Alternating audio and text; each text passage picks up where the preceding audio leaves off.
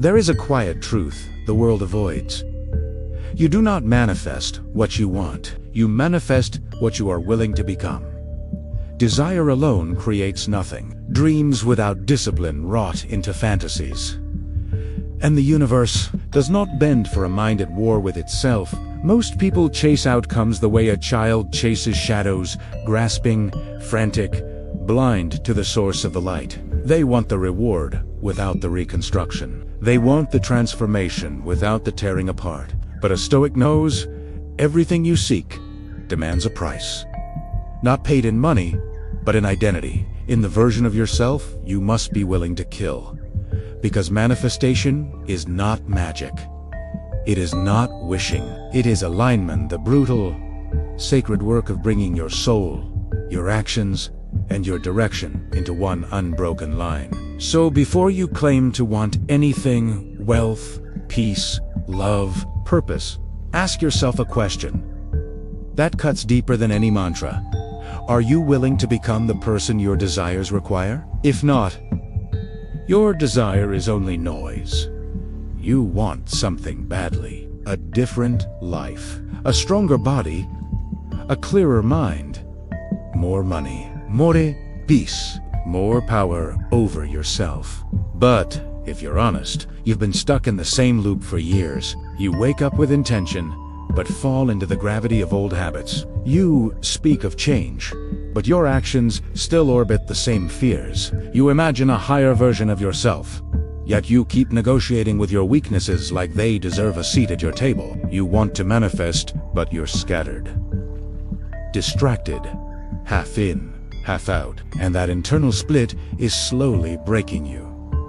You carry a quiet resentment toward yourself, not because you're incapable, but because you know you've betrayed your own potential. You've felt glimpses of strength, flashes of clarity, moments where you almost stepped into the life you want, and yet you keep slipping back into the familiar. You get inspired, but you don't follow through.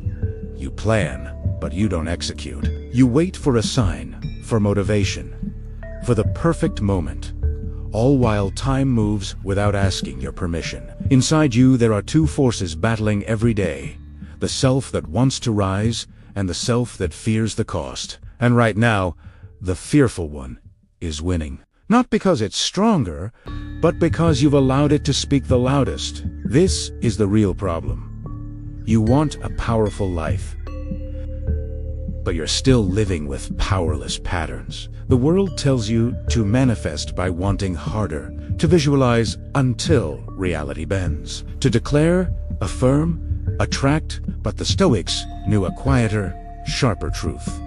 We do not shape the world by force of desire. We shape it by the posture of our inner state. A crooked mind cannot build a straight life. A fragmented soul cannot hold a powerful destiny. You cannot manifest clarity from chaos. So the Stoic flips the modern idea of manifestation on its head. Instead of asking, "How do I get what I want?" he asks, "What must I become so that what I seek naturally aligns with me?" It's not about pulling life toward you. It's about becoming a structure worthy of what you want to hold. Water does not flow uphill. Fortune does not flow to the undisciplined. Peace does not enter a mind that invites noise. Manifestation is not magic. It's geometry. The inner architecture creates the outer result. Imagine a fire. If your inner world is scattered like dry leaves, your desires burn fast, bright, and disappear. But if you become like stone, coherent, aligned, focused, that same fire can forge you instead of consume you. Imagine a storm. Most people pray for the winds to calm. A Stoic strengthens the mast. Imagine a battlefield. Most seek victory through hope. A Stoic prepares through discipline. When you understand this shift, that your desires depend on your becoming, the path clears. The question is no longer what do I want, but what version of myself can no longer coexist with that desire. This is the reframe. You manifest not by wishing, but by transforming. Law number 1. The law of inner alignment manifestation begins long before action. It begins with alignment. The inner agreement between your thoughts, your values, and your behavior. Most people live in fragments. They speak of ambition, yet choose comfort. They dream of transformation, yet cling to habits that keep them small.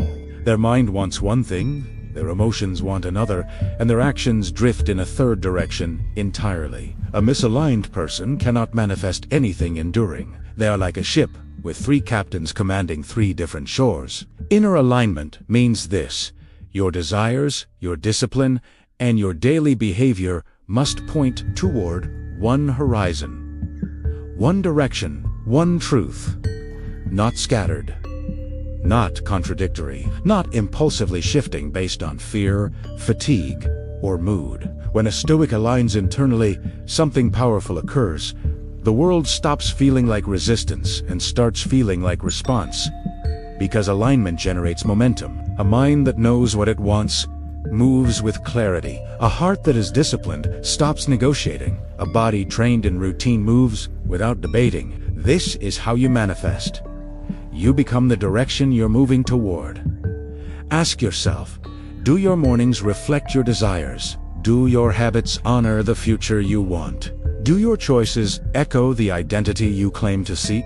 Or are you divided, pulled by desire, held back by fear, and drowned in inconsistency? Inner alignment demands ruthless honesty. It forces you to remove contradictions from your life, one by one, to eliminate what weakens you, to correct the silent betrayals you commit against yourself. Because when you align internally, the external world has no choice but to match you. Law number 2. The law of deliberate restraint. A powerful life is not built by adding more. It is built by removing what weakens you. Deliberate restraint is the Stoic art of subtraction, the discipline of cutting away every distraction, indulgence, and impulse that scatters your attention and dilutes your strength. You cannot manifest a focused destiny with an unfocused mind. You cannot hold a powerful vision while constantly feeding low-quality desires. Every time you chase instant gratification, you abandon the future you claim to want. The Stoics understood this deeply. Freedom is not the ability to do whatever you want. Freedom is mastery over what wants to control you. Your cravings, your impulses, your emotional reactions. These are tiny tyrants, and most people obey them without question. But manifestation requires sovereignty. It requires the ability to say no to pleasure when it threatens your purpose, to say no to distraction when clarity is needed, to say no to the old self when it tries to reclaim the throne. Restraint is not deprivation. It is direction. It is choosing the long arc of destiny over the short hit of dopamine. Think of a bow. The more you pull back, the more power you generate. Restraint is at pull the tension that gathers strength instead of leaking it. Ask yourself with ruthless honesty, what habits weaken your grip on the life you want? What behaviors drain your discipline? What comforts are quietly destroying your potential? Because you cannot manifest a higher life while protecting the behaviors that keep you low. Deliberate restraint is the doorway. Through it, every goal becomes reachable. Without it, every goal becomes fantasy. Law number 3. The law of embodied vision. Most people keep their desires in their minds. They think about change. They fantasize about the future.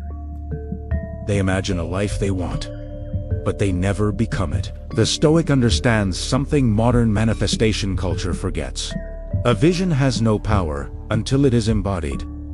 Not spoken, not visualized, not journaled. Embodied.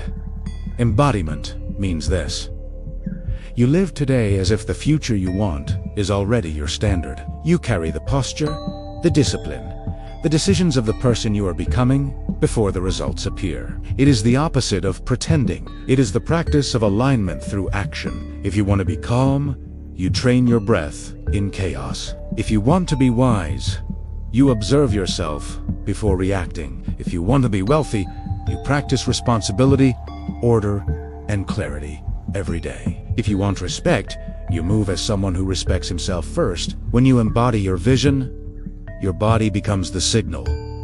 Your habits become the prayer. Your behavior becomes the proof.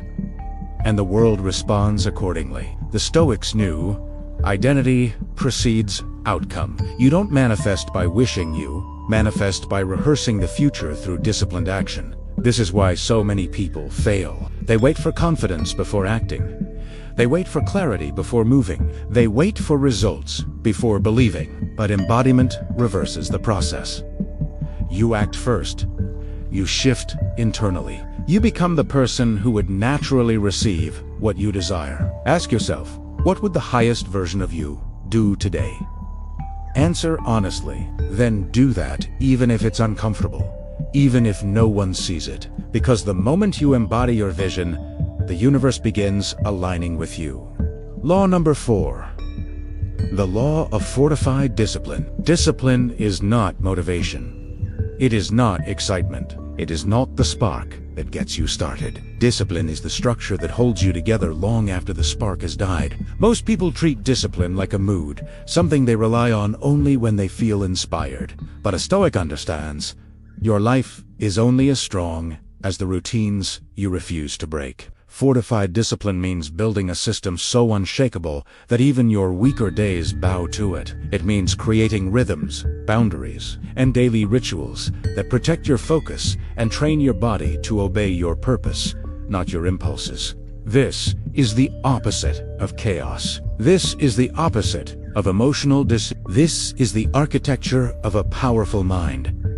Think of a fortress. Its strength doesn't depend on the weather. It stands because its walls were built stone by stone, patiently, intentionally, without haste. Your habits are those stones. Your routines are the walls. Your discipline is the gatekeeper that decides what is allowed inside your mind and what must be kept out. Most people fail not from lack of desire, but from inconsistent discipline. They work when they feel like it and surrender when they don't. A Stoic reverses this weakness. He acts out of principle, not emotion. He shows up out of identity, not convenience. Ask yourself, what daily commitment do you need to fortify? Which rituals must become non-negotiable? What structure will protect the life you're trying to build? Because without fortified discipline, your vision collapses with every storm. With it, your vision becomes inevitable. Law number 5. The law of harmonized detachment. There is a paradox at the core of manifestation. You must want deeply, but you cannot cling. Attachment suffocates the very thing you seek. It turns desire into desperation, desperation into fear, and fear into self-sabotage. The Stoics understood that clinging to outcomes is the fastest way to corrupt them. So they practiced harmonized detachment, not apathy, not indifference, but disciplined emotional distance from results. This law does not tell you to stop wanting. It tells you to stop needing. Because when you need something, you negotiate your standards. You abandon your identity. You collapse into any opportunity, even those unworthy of you. Detachment corrects this weakness. When you are detached, your actions are pure. Your intentions are clean. You move from strength, not scarcity. You take disciplined steps toward your vision, but you do not beg for outcomes. You work, but you do not cling. You commit, but you do not lose yourself. This is what makes manifestation powerful. You are fully invested in the process, but internally free from the outcome. A detached mind is unshakable. It cannot be manipulated by delays, rejections, or uncertainty. It cannot be broken by things outside its control. Ask yourself, are you pursuing your vision with devotion or chasing it with desperation? Are you committed or clinging? Detached not from your goals, but from the fear of losing them. Detached not from desire, but from the illusion that your worth depends on what you gain. When you master this law, your energy becomes calm, clean, magnetic. What is meant for you moves toward you without force. Emotional resolution. Now the work is done, or at least the foundation has been laid. The internal battle slows. The fire of discipline burns steady, controlled. The noise quiets. The fragment itself begins to gather into one unbroken presence. You feel the dawn after the storm, the calm sea after a violent tide, the silence in the mind of one who has faced themselves and refused to surrender. This is not peace as comfort. It is peace as sovereignty. A quiet strength that does not ask for validation, that does not depend on external recognition. It is the inner fortress built, stone by stone through alignment, restraint, embodiment, discipline, and detachment. Look at yourself now. See the tension in your shoulders, the racing of your thoughts, and allow it to settle. This is not a reward.